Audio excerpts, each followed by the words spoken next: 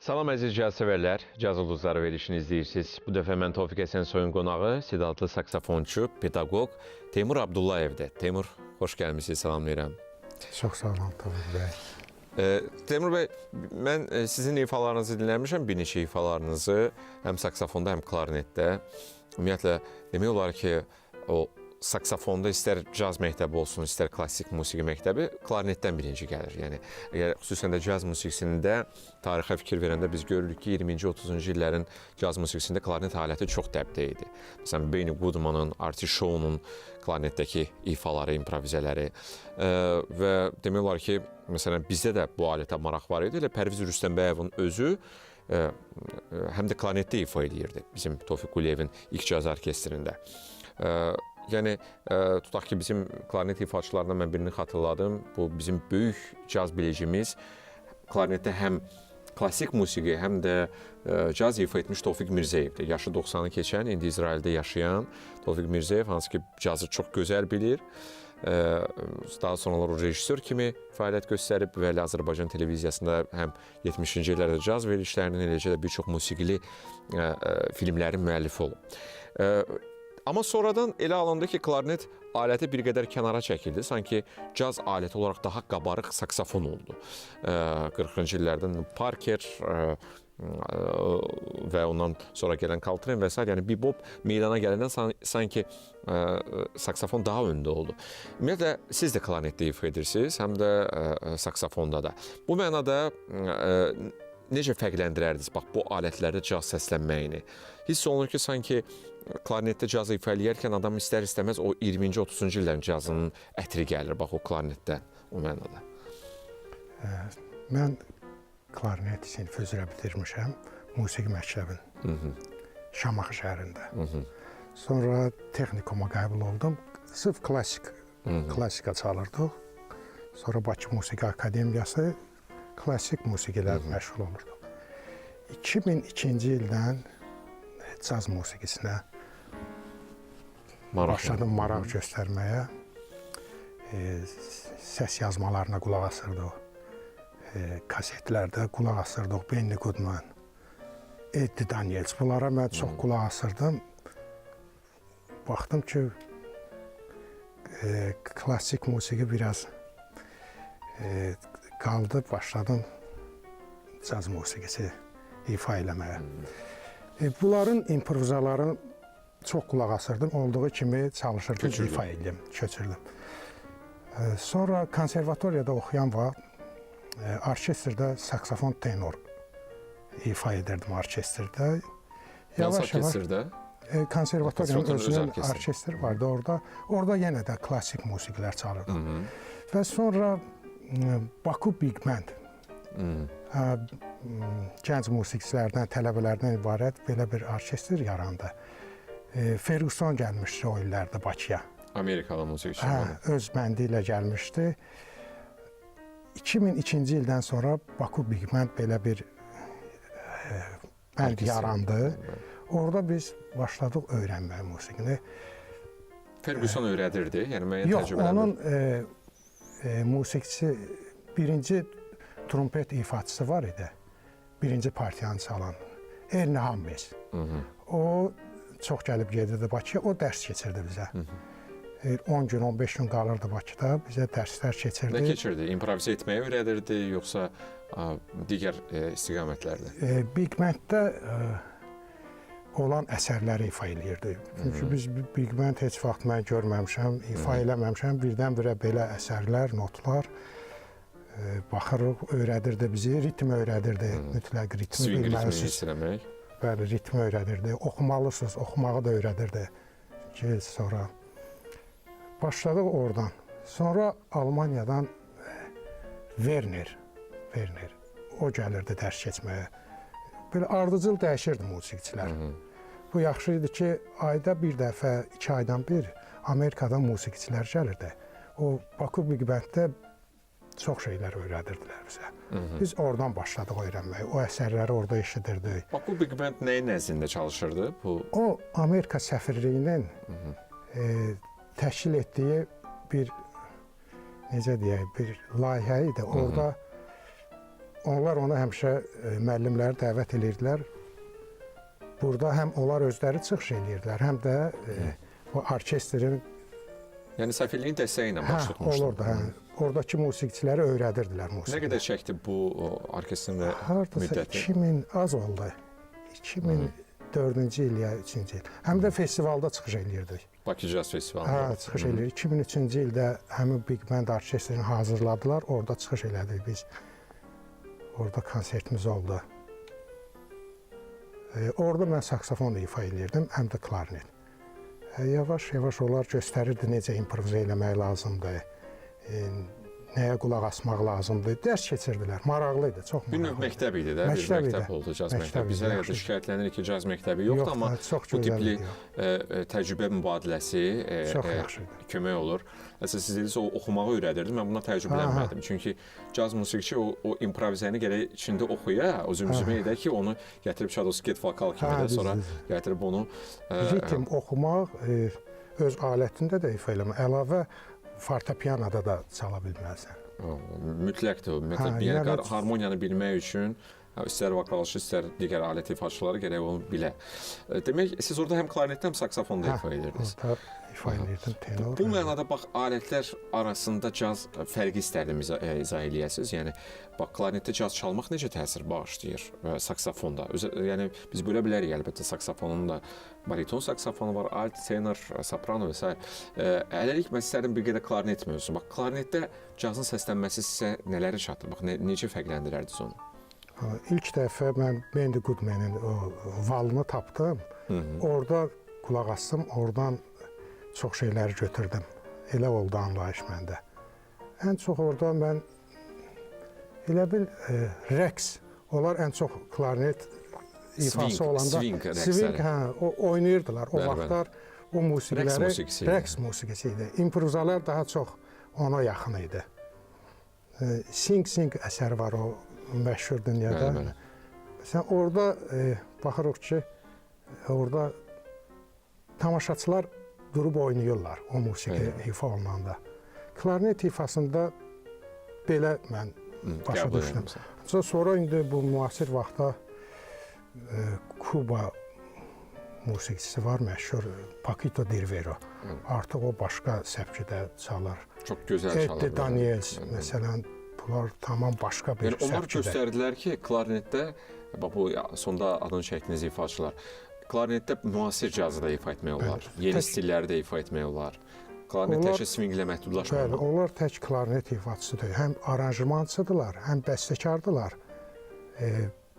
həm də saksafon çalırlar, flüt də çalır, flüt. Yəni, bunlar tək bir alətlə kifayət etmir. Hər gör neçə sahədə bunlar daha zəngin olurlar. Yəni, siz yaxşı vurguladınız, 30-cu illər cazı əslində o pop musiqi idi. O cazın pop musiqi olduğu dövrdür. Yəni, rəqs edirsənsə bir musiqini, populyardırsa insanlar arasında, demək o pop musiqidir. Və o pop musiqidə də Benny Goodman swing kralı idi. O klarnet çalan bir nömrəli ən populyar caz musiqiçi idi. Amma 40-cı illərdən sonra caz elə dəyişdi ki, bebop yaranandan sonra, caz intellektuallaşandan sonra, caz artıq belə kütləvi yox, klub səviyyəsində, underground bir istiqamətdə inkişaf edəndən sonra, cool caz kimi istiqamət yaranandan sonra, məsələn, Miles Davis'in o vaxt nəfəsli alətlərdən ibarət seksteti, septeti, okteti yaranmışdı. Tam başqa bir bəstəkar musiqisi ifa edirdilər.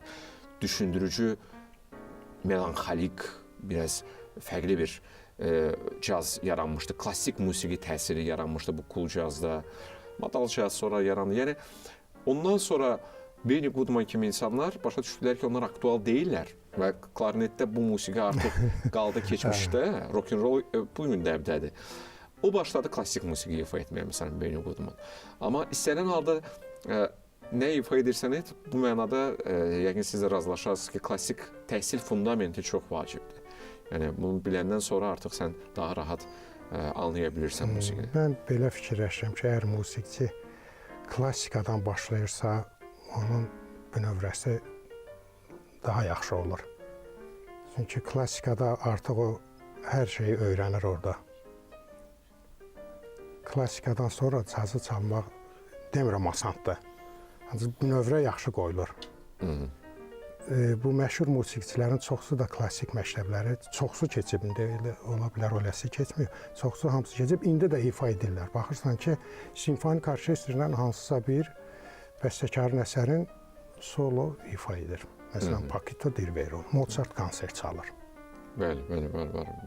Düzdür, bəzən klassiklər buna skeptik yanaşırlar. Deyirlər, caz musiqiçilər onu çatdıra bilmir. Yəni Düzgün çatdırırlar. Əslində, Eddie Daniels baxırsınız, çalır.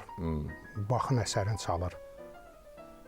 Orkestrlə çox gözəl, klassik. Yəni, bunlar göstərir ki, tək bu klarnet ifaçıları deyil. Pianoçular da olsun. Pianoçular deyil. Trompet ifaçıları, məsələn, Sandoval, Arturo Sandoval. Klassik əsərləri hamısını çalır, Marsalis. Hamısı onlar klassik əsəri. Gözəl çalırlar klassik. Yəni, bu görünüş onlar bilmək lazımdır. Klassikadan gəlirlər, bu növrə daha yaxşı olur. Biz klarnetdən danışdıq. Mən istərdim hal-hazırda elə vaxtilə daha bir orkestr olub bizdə. Arena orkestri, düzdürmü? Elə bu Sirkin, Bakı Dövlət Sirkinin orkestri idi. Orada da siz ifa etmişsiniz və vaxtilə bizim Azərbaycan televiziyasında o xüsusi bir verilişdə orkestr qonaq olarkən klarnetdə improviziyaniz var. Gəlin ona tamaşa edək.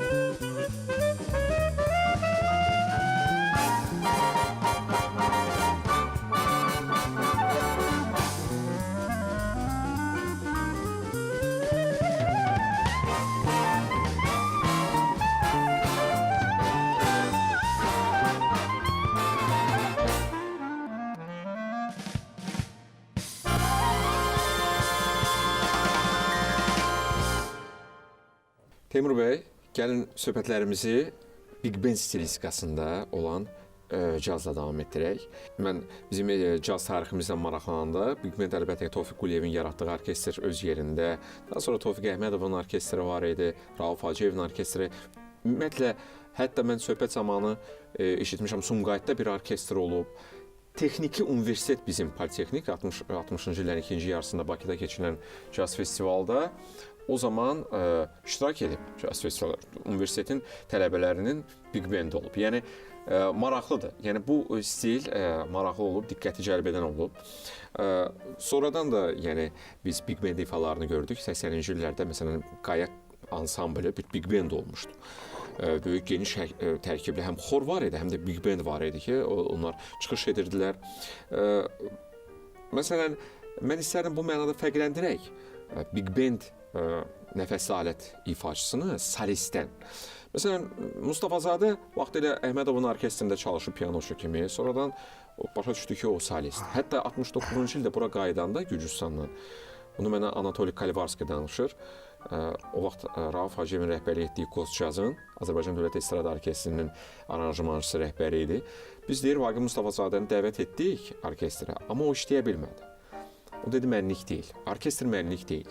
Elə musiqiçilər var ki, orkestr onluq deyil, onlar solistlər. Amma bəzən əksinə də görə bilirik.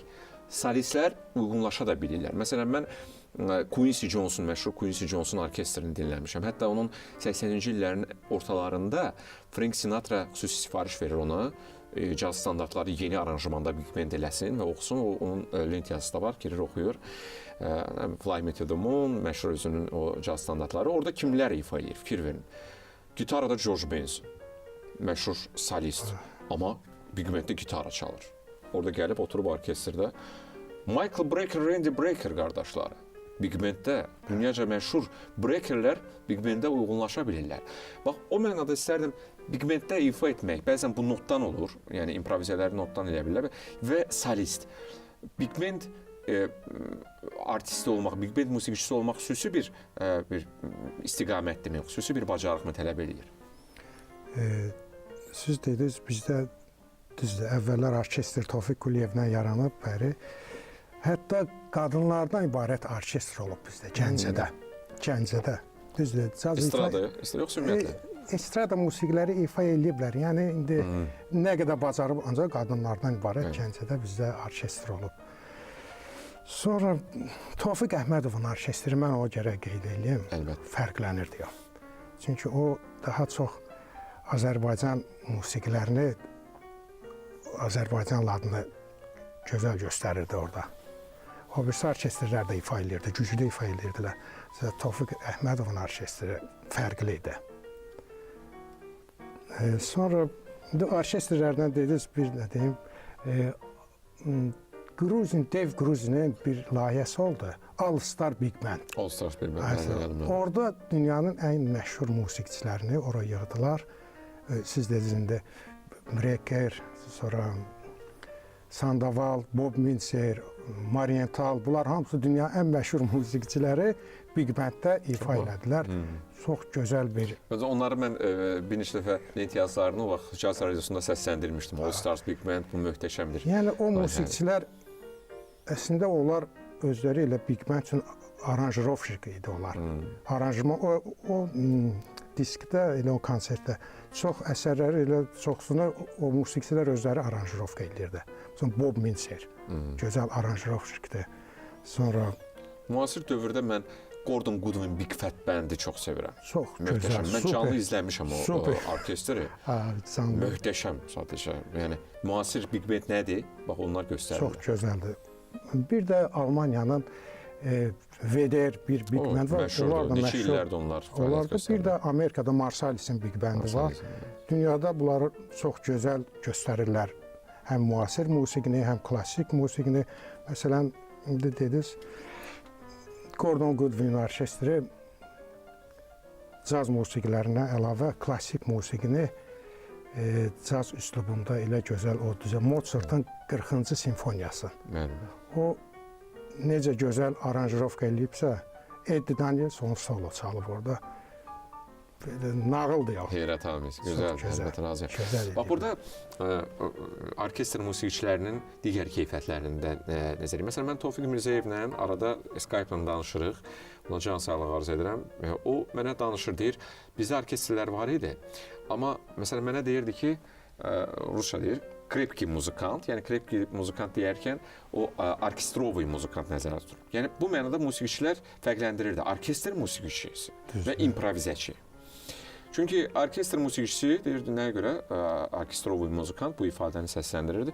Qoyurdu notu qabağına, partitura hazırdır. Ola bilər hansısa, əlbəttə hamısı notla yazılırdı. Harda pauza, harda tutaq ki, sinkopa, bunların hamısını edirdi yerli yerində. İmprovizəyə qalanda artıq bunu xüsusi bacaranlar ayağa qalxırdı, dururdu, edə bilirdilər. Məsələn, bu mənada siz, bax, improvizə etməyə, orkestrdə improvizə etmək nə ilə seçilir? Bax, bunu istərdim çatdırasınız. Orkestrin tərkibində həmişə bir alt saksofon, bir tenor saksofon, bir trompet, trombon, mütləq bu alətlərdən improvizə edə bilən olmalıdır. Bir nəfər, məsələn, trompet həmişə o tuttisdir, o ən yuxarıda, onun işi odur. Orada əgər improvizə eləyir, lap gözəl. Əgər orkestr davamı improvizə eləyirsə, o olur all-star, o yaxşıdır.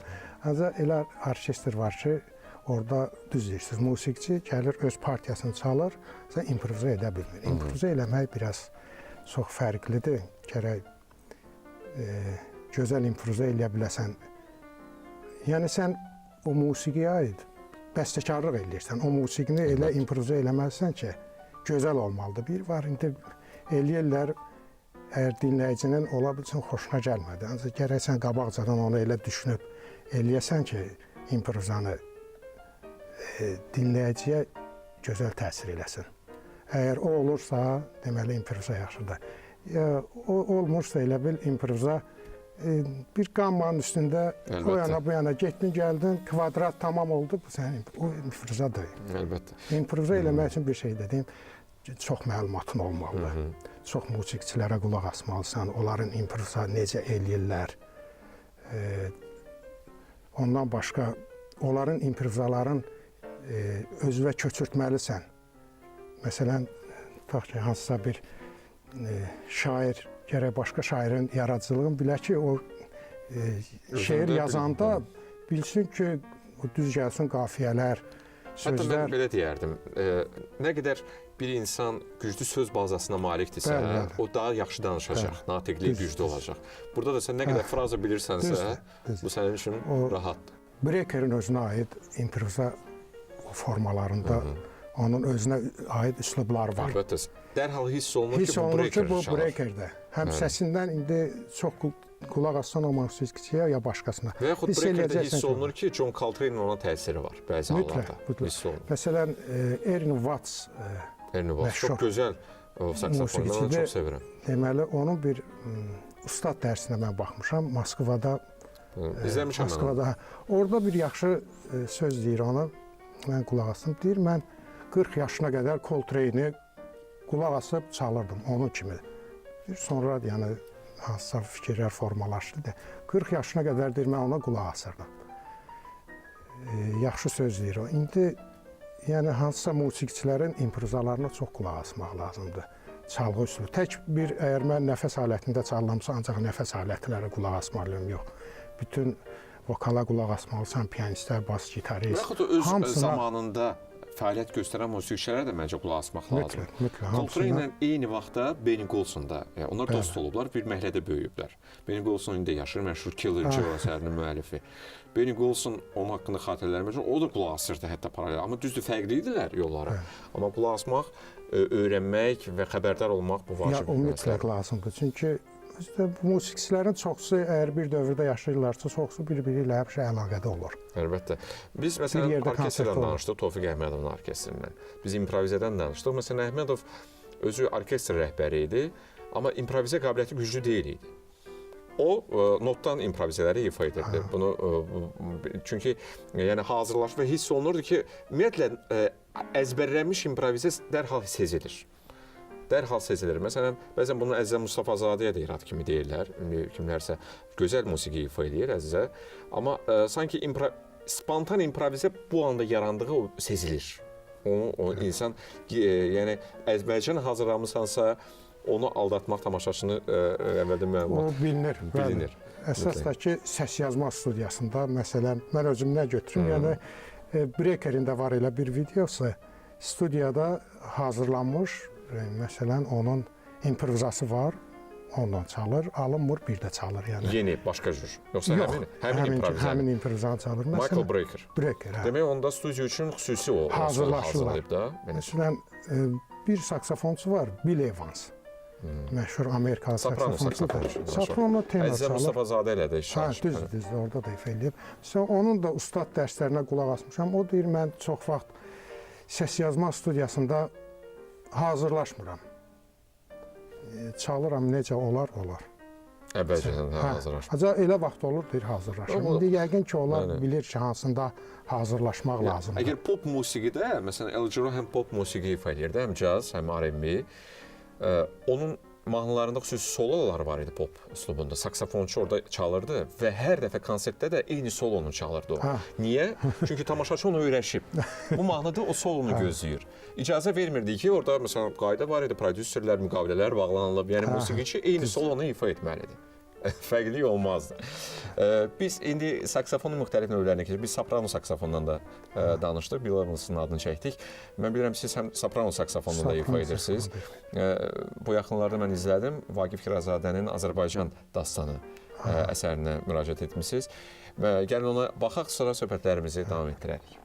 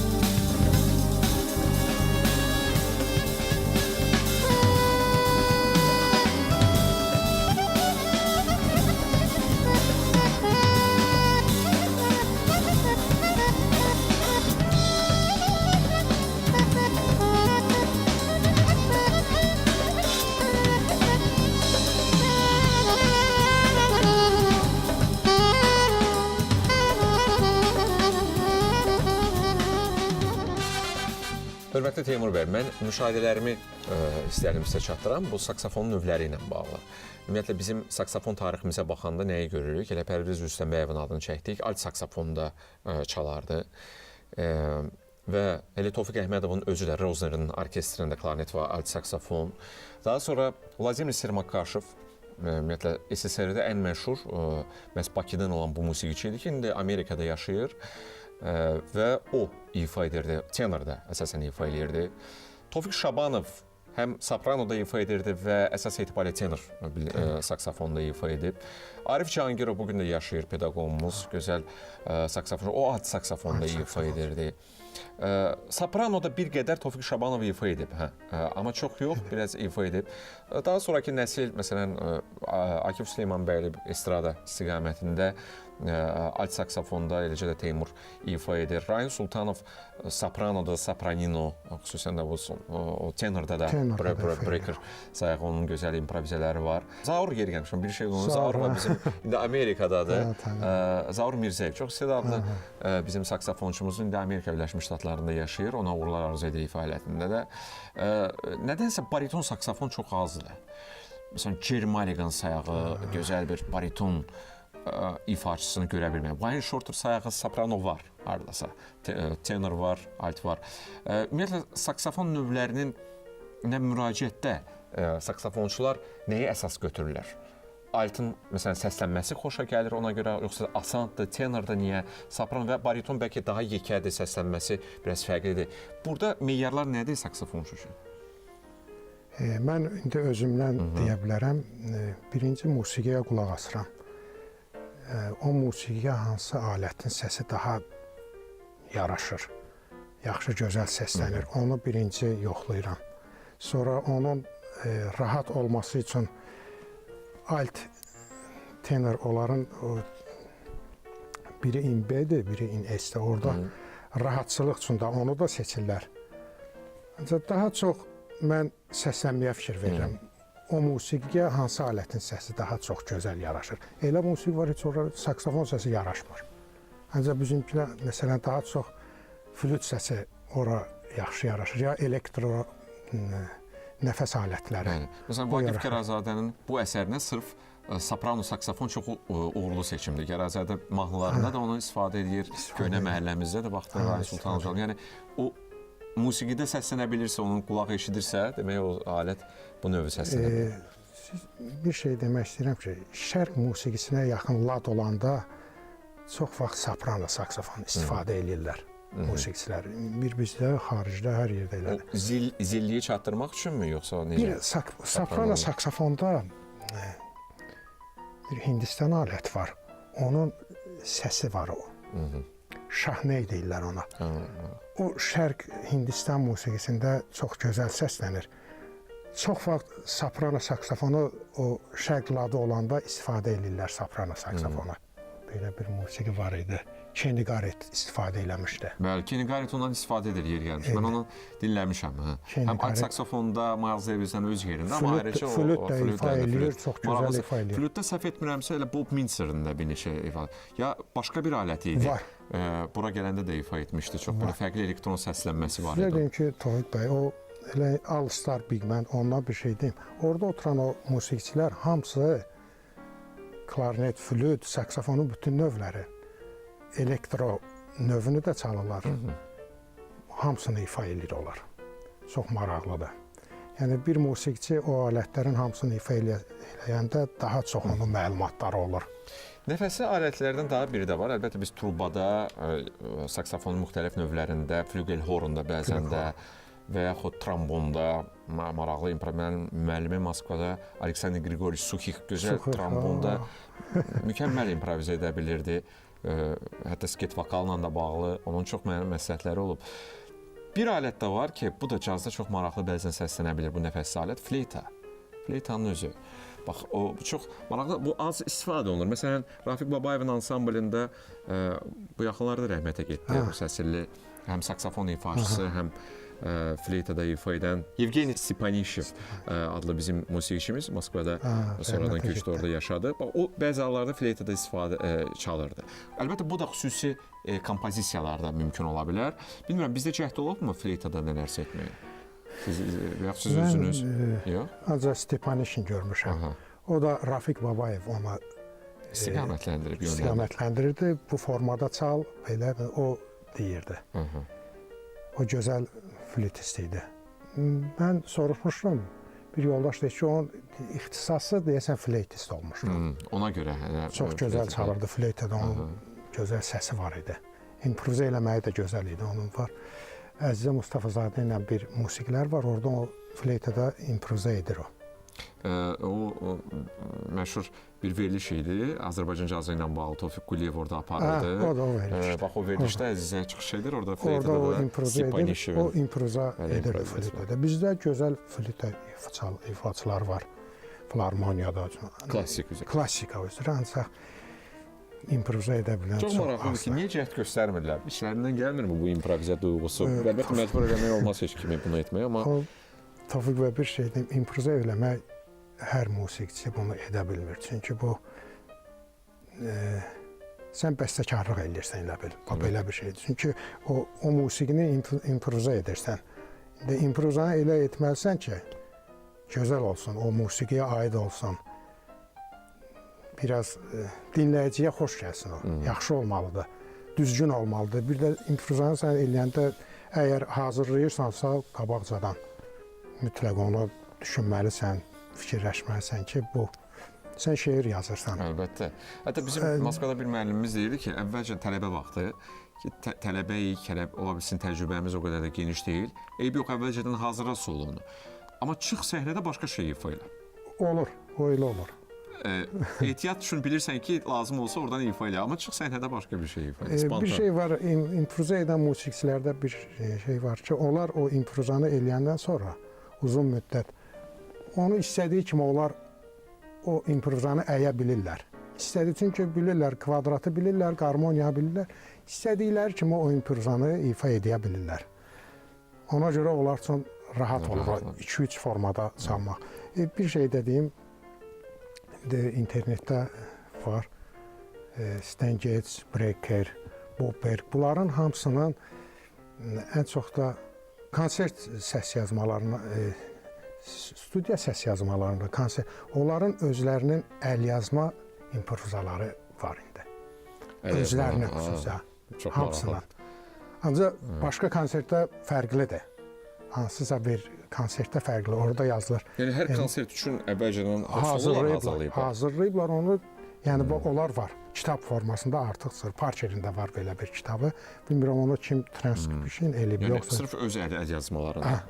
Maraqlı da demək, ola bilsin yüksək səviyyəli peşəkar improvizatçılar da bəzən xüsusi konsepsiyaya uyğun olaraq hazırlayırlar. Onlara mən bəstəkar kimi baxıram.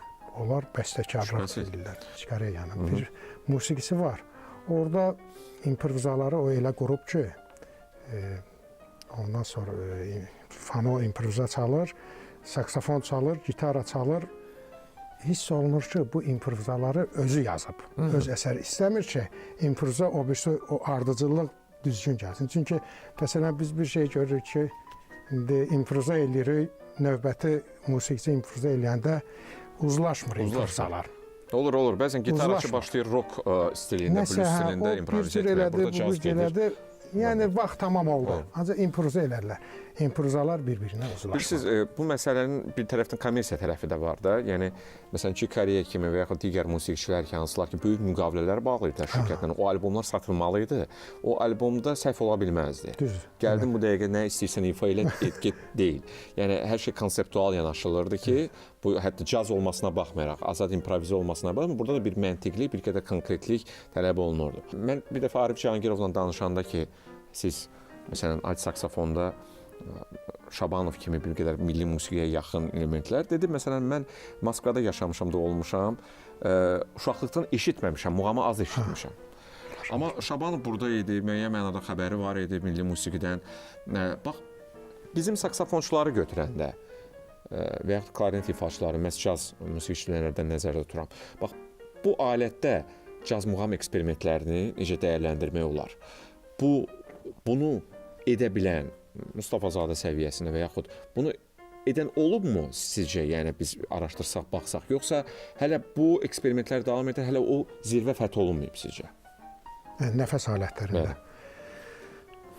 Nəfəs alətlərində birinci həm cazı yaxşı ifa eləyə bilirsin, həm muğamı. Çox çətin bir vəziyyətdir. Onu çox az musiqiçilər eləyə bilər. Nəfəs alətlərində gərək muğamı biləsən. Muğamı bilməsən, necə ifa eləyəcəksən? Bir var eşidəsən muğamı, qulaq asdın, bir də var muğamı bilməlisən. Heç olmazsa, demirəm 100% muğamı ifa eləyə biləsən.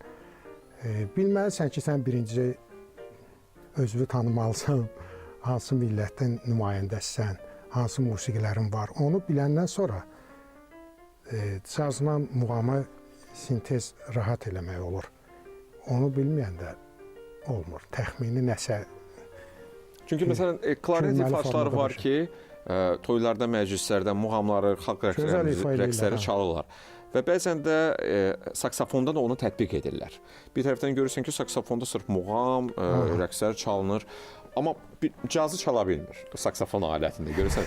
Bu tərəfdən isə saksafonda caz çalan artıq o qədər öyrəşib ki, ora bu musiqini bilmir. Ona görə də bax, məncə elə bir musiqiciyə personaj öz yerini gözləyir. Yerini gözləyir ki, bunu edə bilsin. Sizcə sizdə bu eksperimentlər necə alınır bilir? Biraz mən özümü yoxladım Vaqif Gərəzədən o Azərbaycan dastanı musiqisində. O da mənə rahat oldu çalmaq. Çünki biraz mən xalq musiqisinin muğamlarını bilirəm. Ona görə rahat edə bilirəm. Məsələn, bir şey də deyim ki, 2003-cü ildə biz caz festivalda çalanda Erni Hamis idi bizim dirijor. Orada o bir Night in Tunis onu gətirdi. Orada şərq ladı olan bir yer gəldi. Bizim lada çox yaxın idi orada. Orada dedi, kim ifa eləyə bilər? Biz baxdıq, gördük, nəsə alınmır. Mən muğamlardan, xalq musiqilərindən xəbərim olduğuma görə tez avtomatik gördüm ki, məsələn, Çaharcığa yaxındır. Çaharcığa çalışsan oturur ora, kvadrata. Mən o heç Tunisi bilmirdim. Sən artıq harmoniyadan və melodiyadan tuta bildiniz ki, o dəqiqə bünövrə var ki, söykənəcək bir nəsə var ki, bu deməli bu tez avtomatik olur, o özündən asılı olmur. Da görürsən, düz gəlir, görürsən harmoniyalarına düz gəlir. Biraz çox çətindir. Çox işləmək lazımdır bu istiqamətdə. Həm muğam ifaçısı, həm də caz musiqisi. O zaman biz daha bir Vaqifimizi, böyük duhamızı yada salaq. Vaqif Mustafazadənin gəlin ona qulaq asaq, sonra söhbətlərimizi davam etdirək.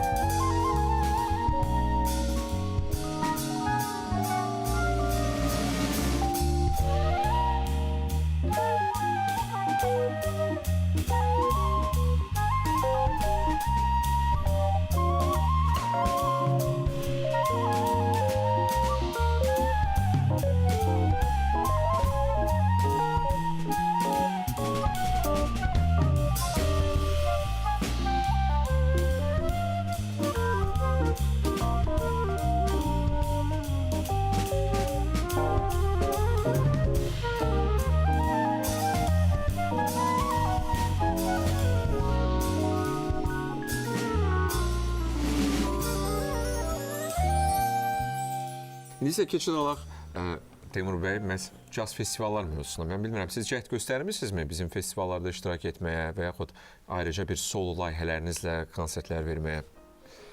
Caz festivalda 2003-cü ildə Baku Big Bandlə, orkestrlə çıxış eləmişik. Belə tək olmayıb. Rayin Sultanov bir dəfə mənə təklif elədi, çox sağ olsun, mənə deyib. Alınmadı, müəyyən səbəblərə görə alınmadı. Belə çox təkliflər olmayıb. Başqa xarici ölkələrdə çıxışlarımız olub. Mən sevmirəm, nəsə çəkilişlər aparım, nəsə şəkildə olub. Dünyanın bir çox ölkələrində, məsələn, Hindistanda biz Sufi Sutra festivalında olmuşuq. 10 ölkədən orada musiqiçilər var idi. Biz orada 10 gün qaldıq. Orada, məsələn, çıxış elədik biz. Orada görürdük musiqiçiləri. Öz heyətiniz varmı sırf cazla bağlı, caz heyət? Yox, elə yoxdur. Lazım olanda, məsələn, Müxtəlif layihələr üçün edirsiniz.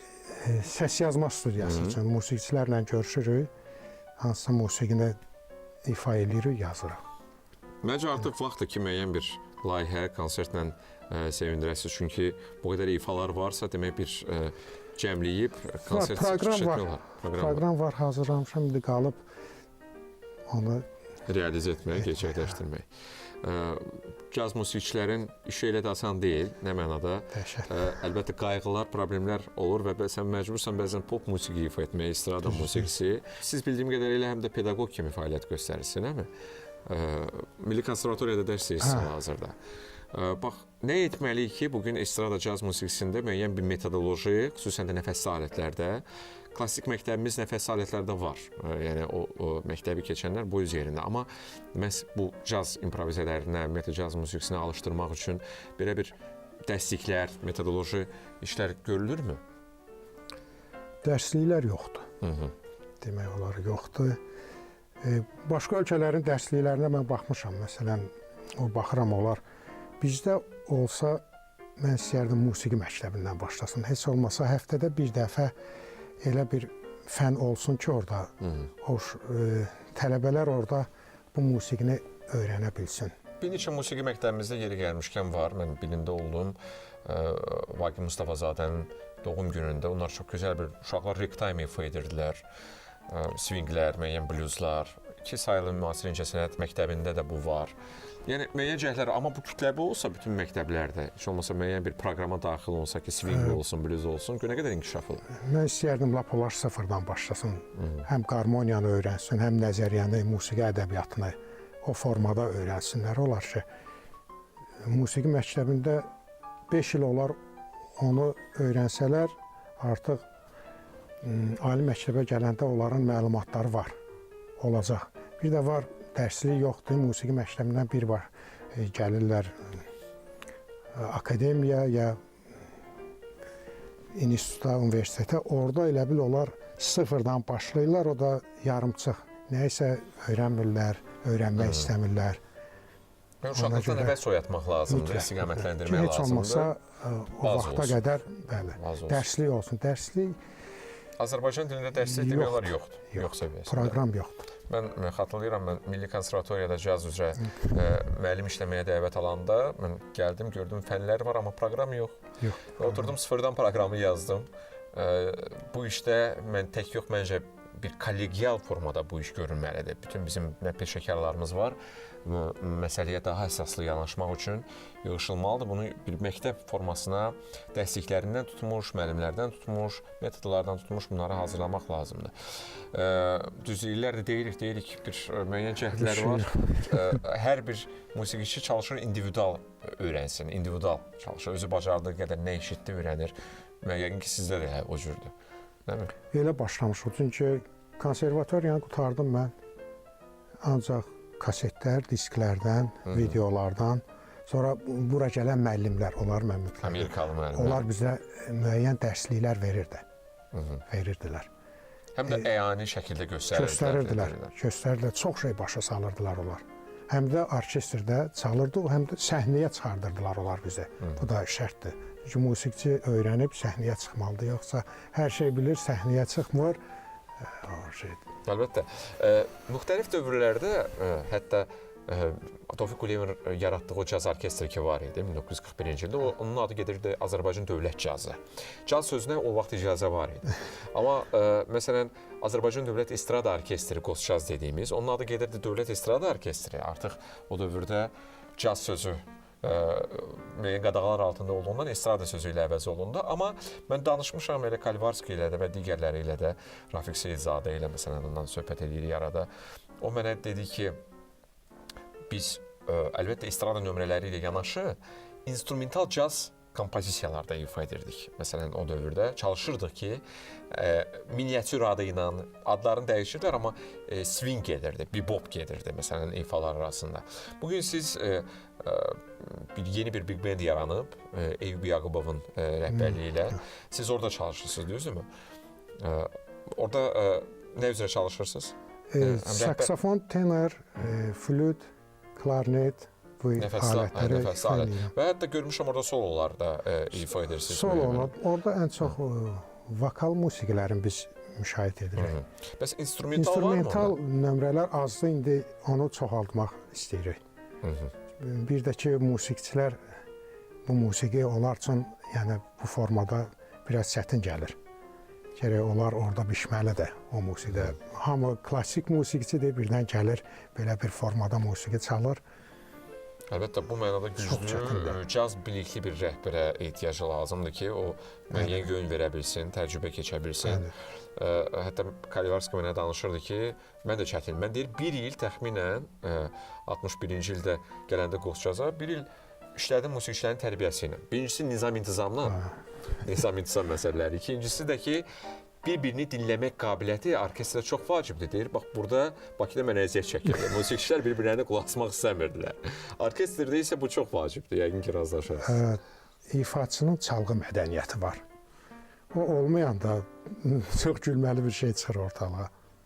O olmasa, o düz deyir, o tərbiyə, o gəlir oradan, o da musiqidə özünü göstərir. Əgər o olmasa, elə orada da o tərbiyəsi çalğısını göstərəcək. Ortalığa gülməli bir şey çıxır. Demək, mən sizə uğurlar arzu edirəm. Şadam ki, cazı təbrik edirsiniz, sevirsiniz. Big Banddə də çalışırsınız, müəyyən mənada solo layihələriniz olur. Pedaqoq kimi də davam edirsiniz, fəaliyyətinizi davam etdirirsiniz. Sizə müvəffəqiyyətlər, nailiyyətlər yolda arzu edirəm. Təşəkkürlər. Çox sağ olun. Mən də sizə təşəkkür edirəm. Əziz caz sevərlər, bizim qonağımız istedadlı saksafonçu, klarnetçi, nəfəsli alətlər ifaçısı, caz vurğunu və pedaqoq Teymur Abdullayev idi.